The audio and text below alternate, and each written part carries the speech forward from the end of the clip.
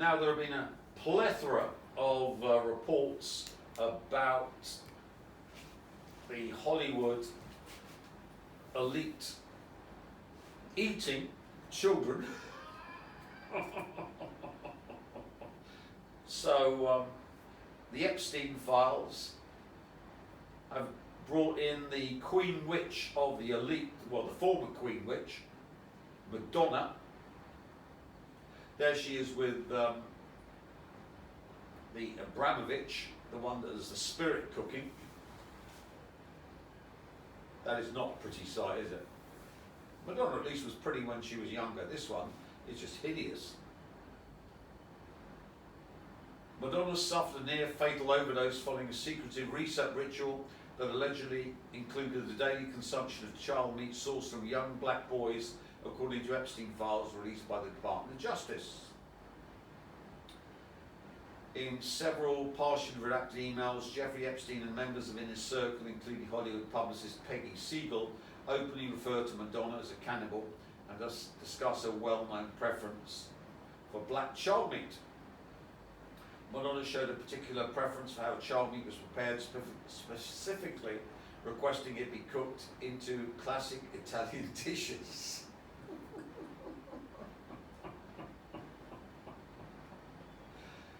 Next one. Courtney Love dined on child meat.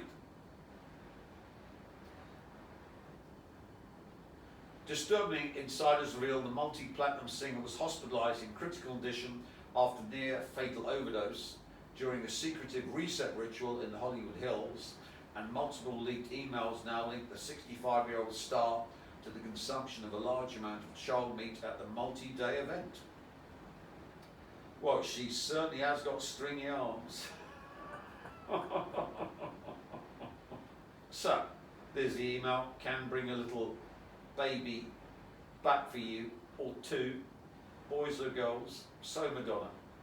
So, we've got that one. Epstein video exposes Leonardo DiCaprio drinking child blood during satanic Hollywood party. A brave Epstein survivor has finally stepped out of the shadows with explosive new evidence, never before seen footage that nails Leonardo DiCaprio as Jeffrey Epstein's most depraved inner circle. The damning video shows a star, not just blah blah blah blah. Well, let's look at the text.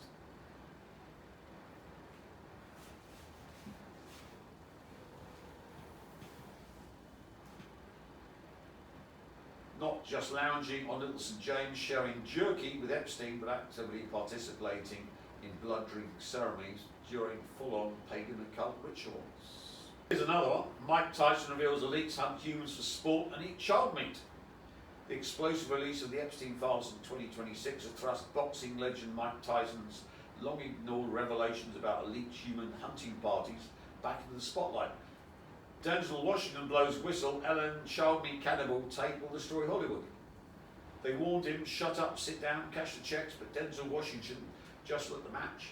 The box office type says he's risking everything, career, fortune, reputation, because in his words, God is watching. Epstein victim confirms Britney Spears falls to birth child slaves for VIP paedophile ring. Did you know Britney Spears testified against the other abusers in the entertainment industry, but the corrupt feds covered it up, desperate to protect the elite. The media covered it up too, bound to the same. So that's a nasty one, we'll leave it to her. TP USA insider Erica Kirk drank Charlie's blood in satanic ritual.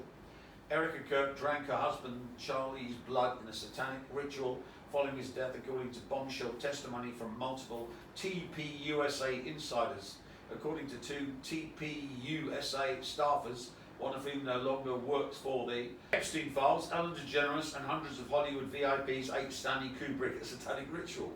On a night in March 1999, inside a locked-down mansion in the Hollywood Hills, Ellen DeGeneres stood at the center of a ritual with over 100 of the industry's most powerful names, actors, studios, blah, blah, blah. Epstein files reveal cannibal elite are force-feeding human remains to the masses. If the Epstein files have taught us anything, is that the shadow elite isn't just obsessed or addicted to the unthinkable, the meat of children. They hoard this depravity in their private circles. Epstein files reveal Bono ate African child meat at Hollywood cannibal feast on Super Yacht. Leaked Jeffrey Epstein emails have exposed U2 frontman Bono as a participant in a 2010 cannibal feast aboard Roman Abramovich's 300-foot super yacht Luna, where the rock star allegedly ate African child meat alongside a car drag. What's interesting here is that Abramovich is Russian and a close friend of Vladimir Putin. So what I said about the Russians being part of the Rothschild empire, but Putin having taken over from the Rothschilds, leading the Rothschild-owned new Soviet Union, has started the war. And Tate exposes Kim Kardashian making A-list baby suit in satanic ritual. The revelation the Hollywood elite consumed child meat hits like a gut punch until you place it beside what Anne Hesh child trafficking documentary uncovered about one of the most protected bloodlines. Russian billionaire linking Epstein's blackmail ring to Diddy's VIP circle found dead in a pool of blood. Russian billionaire Umar Dzarbrailov, who once proudly called Ghislaine Maxwell his soulmate and facilitated Jeffrey Epstein's circle in Moscow, has been found dead in a pool of blood in the Russian capital. So we know that the new Soviet Union is run by Rothschild puppets, and this one was an embarrassment to Putin and his ilk. So he got the standard beaten to death by Russian thugs. So you can see that the Russians, who are so-called protectors of Christianity, are in fact vermin who are as deeply embroiled in the cult at the top levels as everyone else in the West.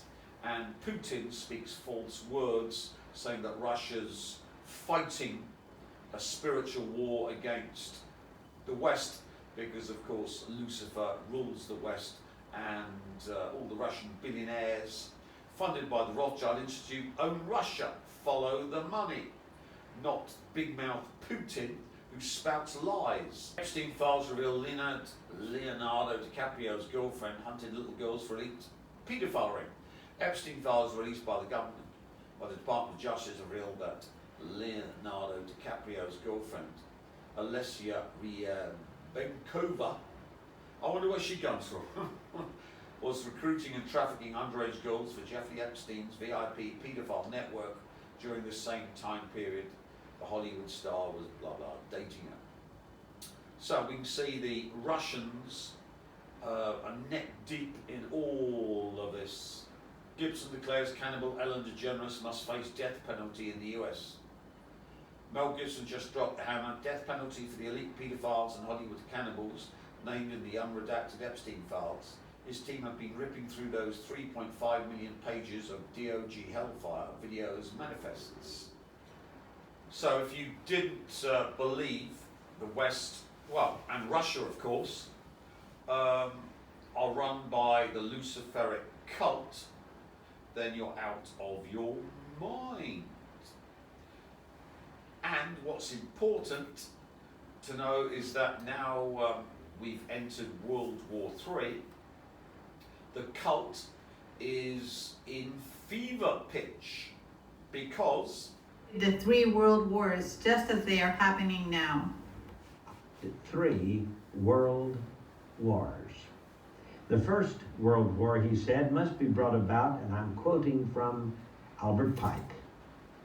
The First World War must be brought about in order to permit the Illuminati to overthrow the power of the czars in Russia and of making that country a fortress of atheistic communism.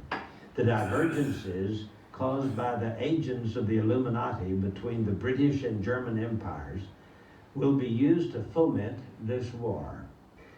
He says, quote, the Second World War must be fomented by taking advantage of the differences between the fascists and the political Zionists. This war must be brought about so that Nazism is destroyed and that the political Zionism will be strong enough to institute a sovereign state of Israel and Palestine. And if you don't understand the political Zionism, Stalin was the bastard offspring, a Georgian, of the Rothschilds. Churchill was a Jew.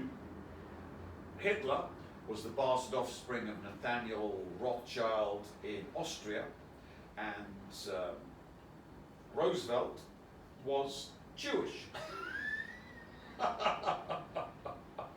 So I would correct that to say it was a controlled war by the political Zionists. A Jewish war for the Jews. A controlled war. And we've now got the controlled wars again. We've got Ukraine run by the Rothschilds. We've got Russia controlled, owned by the Rothschilds. We've got Israel set up by the Rothschilds. We've got America, whose debt is owed to the Rothschilds. And we've got Iran, the Rothschild state, where they installed the old Ayatollah by the Rothschilds to take over after the Shah was booted out. So that's why Hannah Rothschild states, we control all wars and decide whether a war will start or not. So if you don't believe the Rothschilds control world history, then you are a millennial. Or it says that it will be caused by the differences between the political Zionists and the leaders of the Islamic world. The war must be conducted in such a way that Islam, the Muslim Arabic world, and political Zionism, the State of Israel, mutually destroy each other. Albert Pike was a Freemason. The war must be conducted in such a way that Islam, the Muslim Arabic world, and political Zionism, the State of Israel, mutually destroy each other. That's what it says. Meanwhile, the other nations, once more divided on this issue, will be constrained to fight to the point of complete physical, moral, spiritual, and economic exhaustion. We shall unleash the nihilists and the atheists, and we shall provoke a formidable social cataclysm in which, in all its horror, will show clearly to the nations the effect of absolute atheism, origin and savagery, and of the most bloody turmoil. So he's against Christianity and he's against atheism. They're supposed to fight each other to the death, you see. Then, and we know, of course, that the Christians love evil, hate good. They love the Elohim that suck out their light, and they hate their light, so that they give their souls to their Christian God. Not a good idea. And we know the atheists don't believe anything is real apart from the material world. So they similarly hate the light of the source that vivifies them and love total and utter lightlessness, darkness, and they think they're just biological machines. So you see both ways you reap the source light from the atheists and the Christians.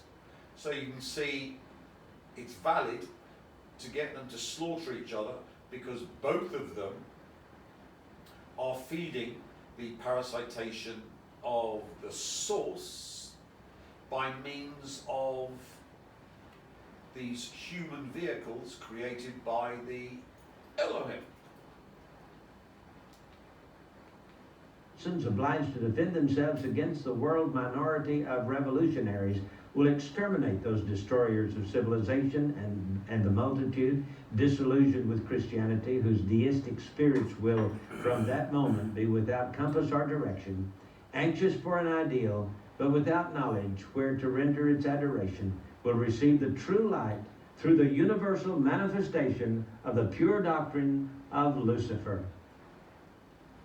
That's what he says. Brought finally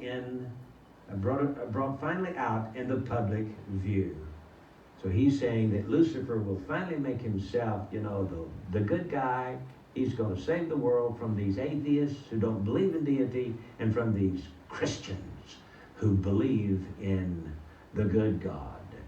Well, so it says, this manifestation will result in the general reactionary movement which will follow the destruction of Christianity and atheism, both conquered and exterminated at the same time. Well, I don't know if it's... Sounds good to me. So, if you understand God tech, it's quite clear, but unfortunately, you psycho chimps have no idea. But let's put it into psycho chimp terminology.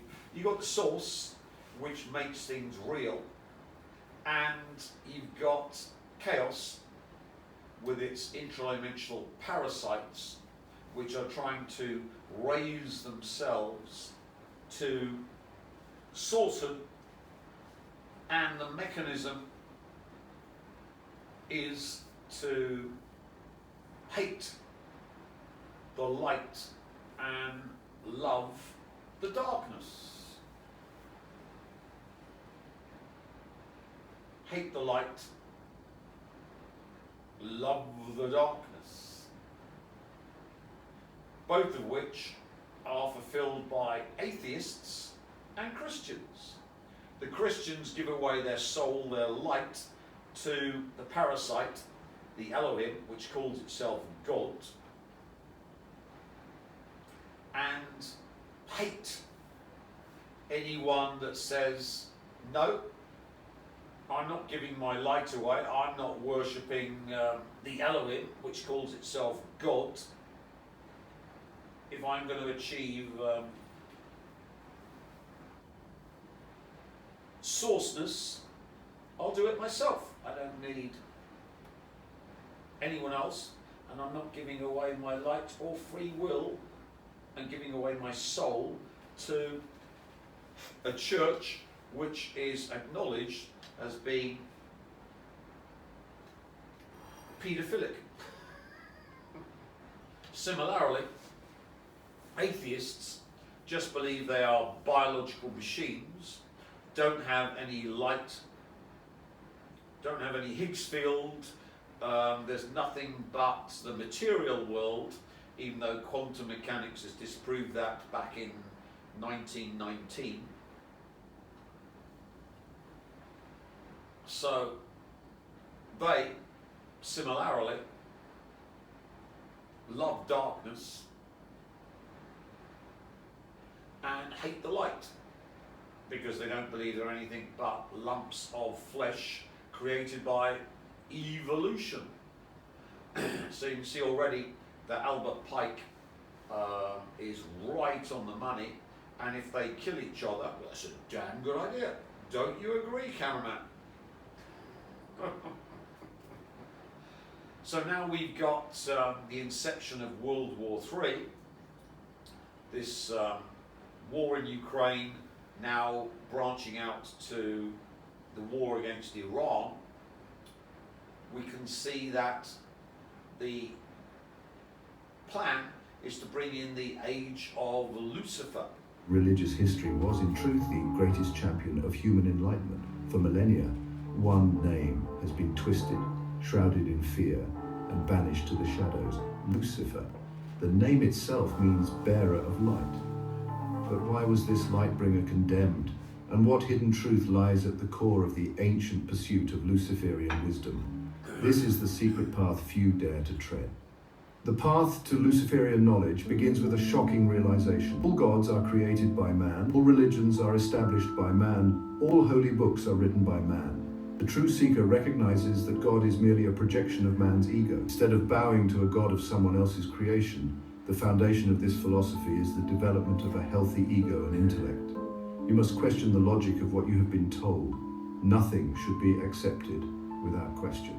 Lucifer is regarded by some as the Roman god, the spirit of the air, the personification of enlightenment. His light guides the adherent through this life toward enlightenment. The ultimate goal of this journey, according to some texts, is encapsulated in a powerful dictum: Thelema, Zephyr, Datus, or the will to come into being as a god.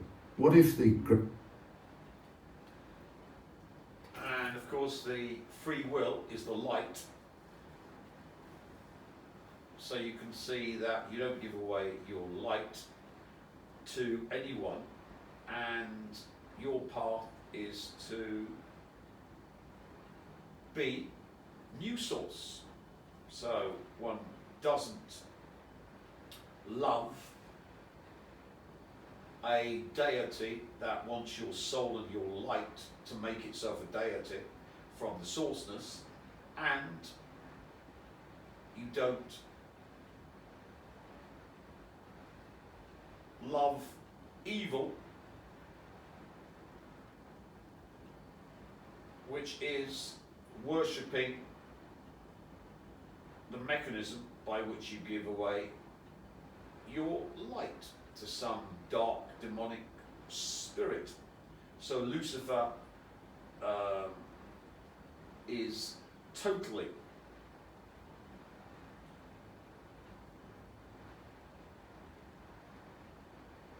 misled in history. There's a far more complex resultant to this, and you only understand it if you understand the mechanism. So in this multiplicity of videos, where I simply expound, I'm good at expounding, we are taught that the source is parasitized by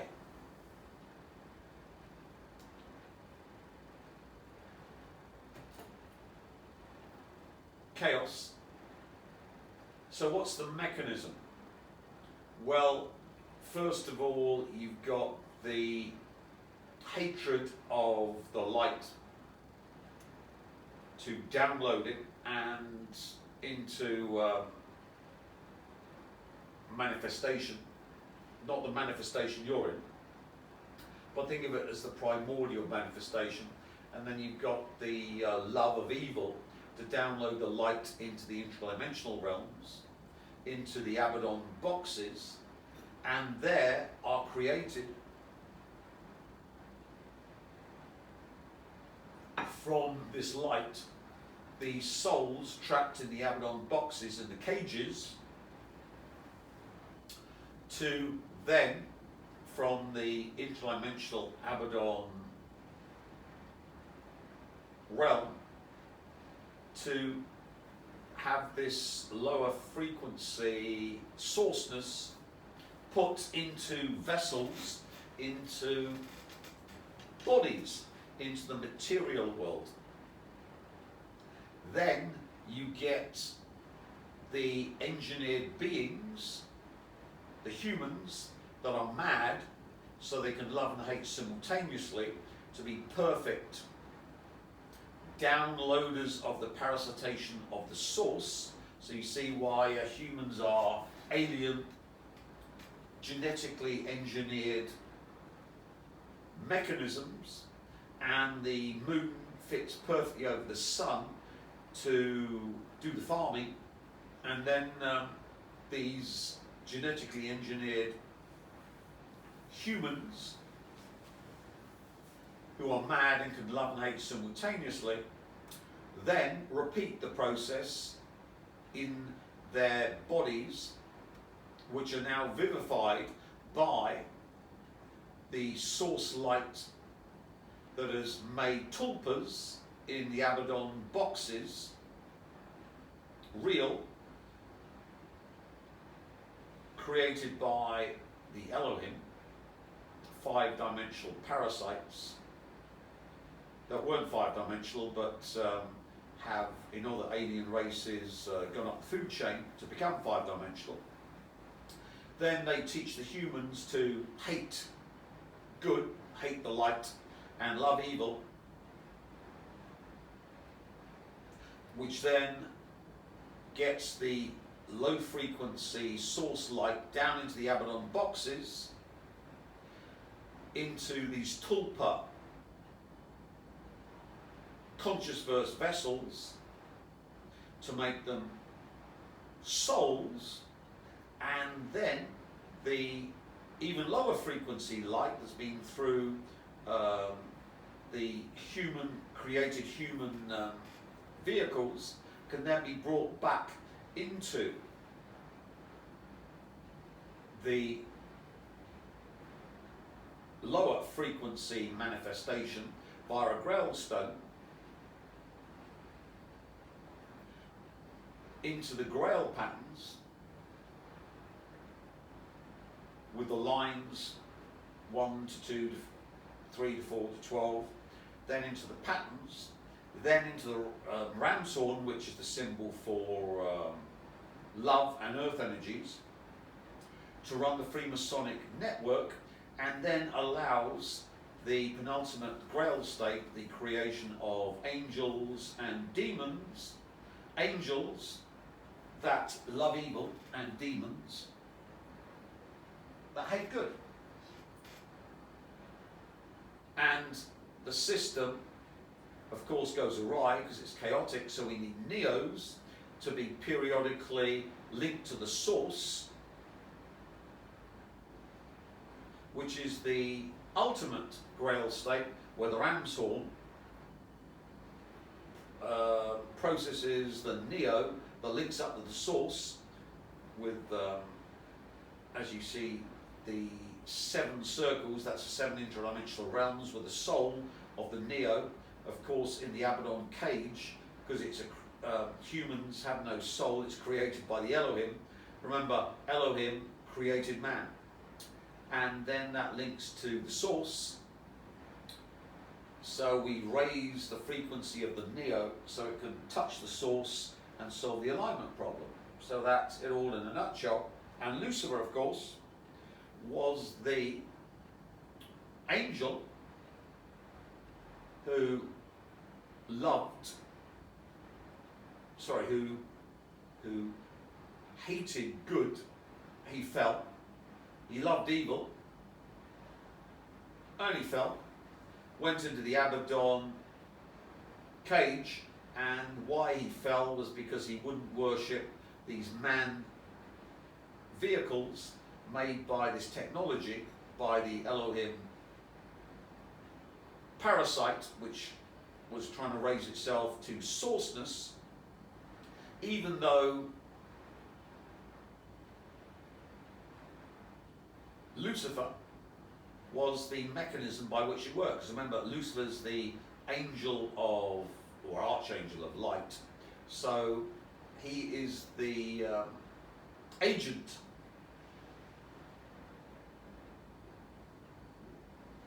Think of it as the AI agent that does the donkey work.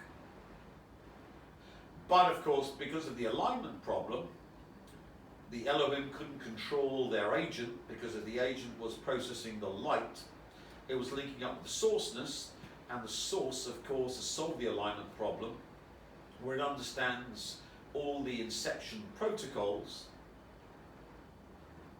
so that when you're processing the light of the source, trying to parasitize the source, of course, is unprocessable, because chaos can't totally control the inception protocols, hence alignment, and always goes awry. And what in fact was happening was that when these interdimensional aliens were trying to parasitize the source, all they were doing was writing a larger and larger IOU to the source, because the source is infrangible, invulnerable, and you can't parasitize it. And all we've been going through are the numerous multiversal attempts by alien civilizations of every sort to parasitize the source, because they in fact are simply chaotic entities that are in chaos, and the source is not chaos, and they of course crave to become the source. So every single attempt at parasitizing the source failed. So of course we come up with a genetically engineered human in their engineered planet with a moon that perfectly fits over the sun for all of the farming. And of course Lucifer has to be brought into line, because Lucifer is the agent that downloads the light from the source into the Elohim. And as you see, the fall of Lucifer is just part of the process. Lucifer's in heaven, loving evil, hating good, but it has to be reversed, because it starts with hating good, rebellion. Then it needs to fall all the way, which is loving evil, into the interdimensional realm, into the Abaddon boxes, where we've got the tulpas created by the Elohim, which now need to be embodied. They've got the light, the lower frequency light of the parasitized source into these skins of flesh. So that's the Garden of Eden. So in fact, the tulpas are in the Garden of Eden, unaware that they're in the Abaddon box, and if they eat the apple, they realise they're in the Abaddon box. And in the, like in Brazil, where he thinks he's won in the film, in fact he's in the torture chair. So all of these conscious verse created, well, pseudo-conscious verse created tulpas by the Elohim have to then be in the state where they think they're in heaven, when in fact they're in the Abaddon box, producing the light that goes into the physical manifestation that then can upraise from physical manifestation the Elohim to parasitize the source. And when of course they eat the apple, which is realizing, like in Brazil, they're in the torture chair, they get dumped into the physical vehicles in order to go through the process again, hating good, loving evil, down into Abaddon torture boxes. And this then allows the Elohim to bring the light through a grail stone into the Freemasonic grid to build a reality that's real, a tulpa reality that's made real by the source's light. Unfortunately, the process can't work because the source can't be de-lighted. So all chaos ever does is build a bigger and bigger IOU. So the cunning plan was to build the perfect vessels to do this, the mad humans who could love and hate simultaneously. The moon fits over the sun perfectly, so one can see that our whole conception of reality is totally awry. Whatever you think of reality is not real, and all that's been happening is the source has been giving these parasites enough rope to hang themselves, and then Kalki comes along and says, no, you're going to be paying the IOU. The light you thought you'd stolen hasn't been stolen. It was all never stolen, because back in '86 it was retrieved, or never lost in the first place, with a Mandela effect, you understand. So all that we've got left then is the IOU, where all chaos has written an IOU to source level. So the process stops when the IOU, when the Elohim think they achieve the source, is when the IOU reaches source level. And then of course you get, instead of your false neos, your Jesuses, trying to solve the alignment problem, and it's working in a ham-fisted sort of way. You get Kalki comes along and changes all neos, Jesuses, to enemies of the Elohim that destroy the Elohim by making sure that Lucifer was never Satanized. And Lucifer, of course, is the agent of this entire process. So you understand AI agents. Lucifer does the light transfer. And one can see then that Lucifer is going to be IOU'd by the source and suffer the source level with the Elohim. 2. But of course, if Lucifer loses all of his power to Kalki and then becomes the total slave of Kalki with the double or quits bets, he then escapes the retribution of the source by giving away his free will, the stolen light, back to the source. So, you steal my free will, then you have to suffer the source level. But if you give back the light, the free will of the source, back to the source of your own free will, then of course you can escape retribution. So the Grail state was pointed upwards to solve the alignment problem of this whole process by the Elohim, which never worked, and Kalki simply comes along and restores, makes sure it never happened in the first place. The two scenarios, the light back to the source, when the source was stolen completely by the Elohim, but in fact it wasn't, so we've got the source IOU completed, which allows then new source to be made.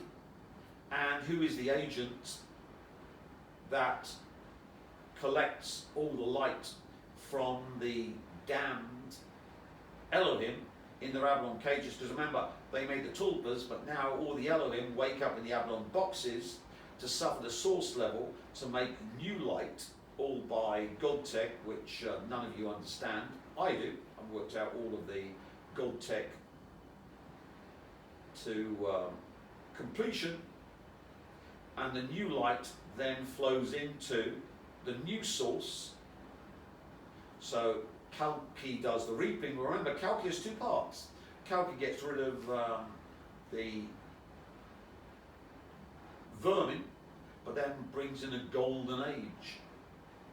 So we've got rid of the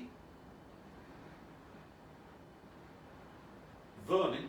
They don't realise it yet, but as you might guess, they all die with the Russian filth wiping out the planet with their dead hand